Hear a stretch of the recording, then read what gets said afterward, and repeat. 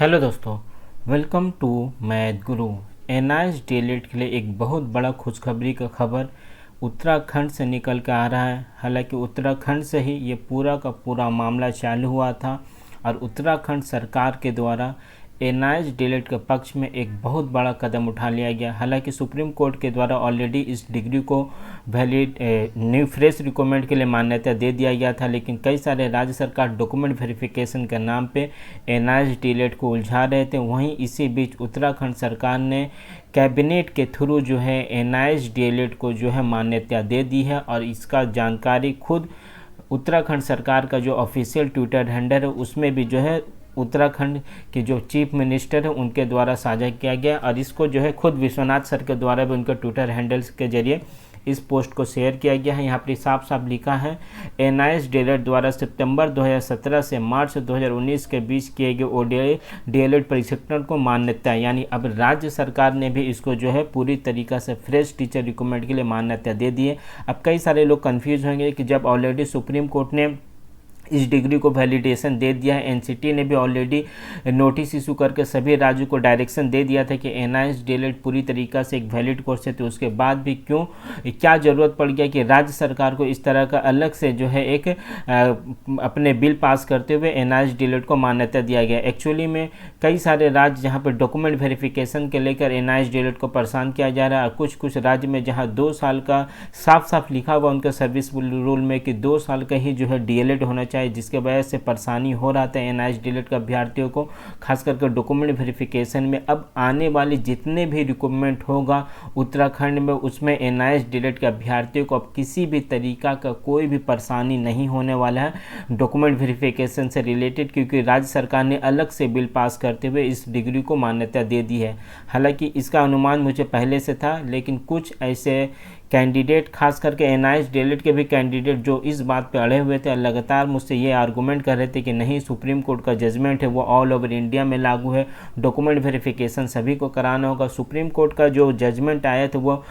एक एक point wise detail में नहीं बताया गया था कि क्या क्या डॉक्यूमेंट वेरिफिकेशन कराना है। यानी उस समय भी मैंने आप लोगों को कहा था अब एनआईएस डीएलएड वैलिड है या नहीं है, इसका पूरा का पूरा जो है खेला जो है वो राज्य सरकार के अंडर में है। राज्य सरकार चाहेगी तो 1 मिनट में इस सर्टिफिकेट को, इस डिग्री को मान्यता देते हुए किसी भी भर्ती प्रक्रिया में शामिल करा लेगी। अगर राज्य सरकार नहीं चाहेगी तो फिर जो है कई सारे परेशानी एनआईएस डीएलएड को देखने को मिलेगा। इसके अलावा कई सारे राज्य, जिसमें उत्तराखंड जो सबसे पहला राज्य था जिसने सिर्फ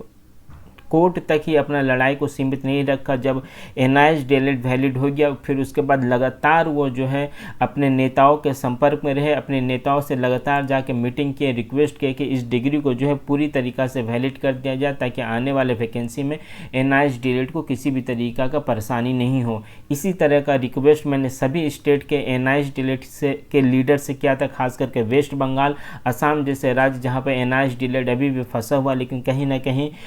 क्या रीज़न है कि वो सभी लीडर या सभी एनआईएस डीएलएड के अभ्यर्थी सिर्फ और सिर्फ कोर्ट केस में ही फंसे रह गए, जिसका वजह से जो है पूरा का पूरा भर्ती प्रक्रिया एक अधर में लटका हुआ दिख रहा है, खास करके वेस्ट बंगाल और असम में। मैं अभी भी बोल रहा हूँ, कोर्ट लास्ट ऑप्शन है एनआईएस डीएलएड के लिए। अगर नौकरी चाहिए तो डायरेक्ट अपने राज्य सरकार से जाके बात करिए, अपनी परेशानी को उनको सामने रखिए। 100% मुझे उम्मीद है कि एक अगर सही तरीके से और सही मंच में हम लोगों ने अपने बात को उठाया तो ये पूरा का पूरा मामला एक दिन में ही जो है ख़त्म हो जाएगा, क्योंकि सुप्रीम कोर्ट का जो डॉक्यूमेंट वेरिफिकेशन से रिलेटेड जो डायरेक्शन दिया गया है वो कहीं भी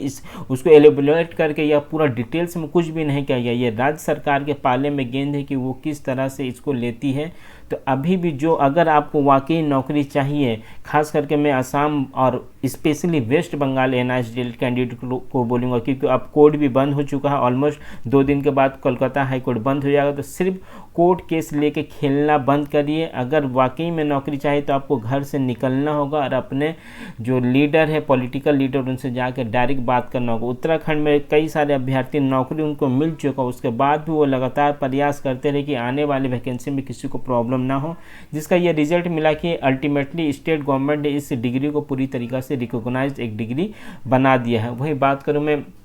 गुवाहाटी हाई कोर्ट का, तो गुवाहाटी हाई कोर्ट में जो है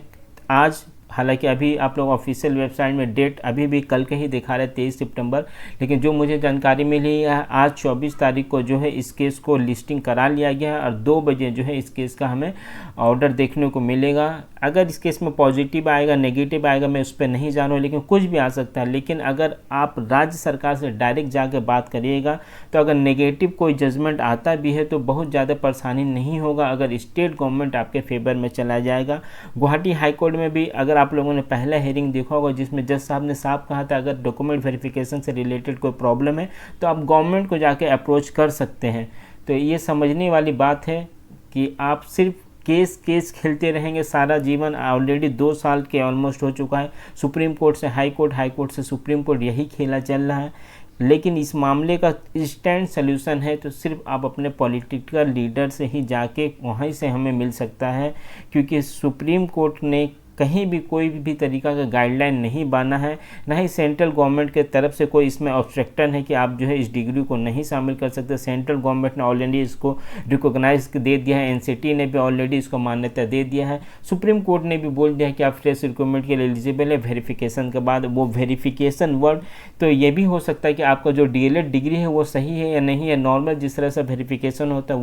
वो भी उसका मतलब ये भी निकल सकता था, लेकिन राज्य सरकार अपने अपने हिसाब से उसका एक मतलब निकाल ली है। तो मैं अभी भी आपसे रिक्वेस्ट करूंगा कि जो भी स्टेट में एनआईएस डेट का मसला डॉक्यूमेंट वेरिफिकेशन से रिलेटेड फंसा हुआ है आप पॉलिटिकल लीडर से जाके मुलाकात करिए। किसी भी लीडर का ज़रूरत नहीं है, नौकरी इंडिविजुअल खुद आपको ही चाहिए। ऐसा नहीं है कि अगर पॉलिटिकल लीडर जाके किसी से मुलाकात करेंगे तो पॉलिटिकल लीडर का ही सिर्फ नौकरी होगा। इंडिविजुअल आप भी जाके बात कर सकते हैं, आप भी ग्रेजुएट हैं, आप भी टेट पास किए हुए हैं, आप भी इसी जिस राज्य के आप उसी के ही आप जो है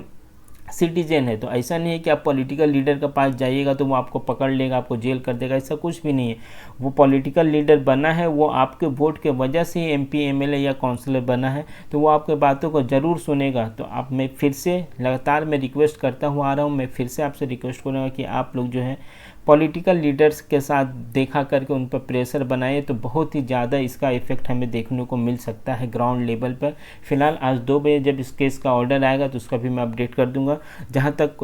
लाइव वीडियो का बात है, मुझे जहां तक जानकारी मिली है गुवाहाटी हाई कोर्ट में किसी भी केस का अगर जजमेंट दिया जाता है तो लाइव वीडियो को यानी लाइव स्ट्रीमिंग को जो है रोक दिया जाता है। तो अगर 2 बजे लाइव स्ट्रीमिंग चला तो मैं अपने चैनल पे चला दूंगा, और न फिर जब शाम तक ऑफिशियल वेबसाइट में ऑर्डर कॉपी अपलोड हो तो उसको मैं जानकारी आपको दे दूंगा। चैनल पर नए हैं तो चैनल के साथ बने रहें। लेकिन सभी एनआईएस डीएलएड के अभ्यर्थियों से मैं रिक्वेस्ट करूंगा कि आप लोग जहां भी डॉक्यूमेंट वेरिफिकेशन से रिलेटेड प्रॉब्लम हो रहा आप अपने पॉलिटिकल लीडर के साथ डायरेक्ट जाके देखा करें और अपने परेशानी को वहाँ जो है उठाएँ। Thank you.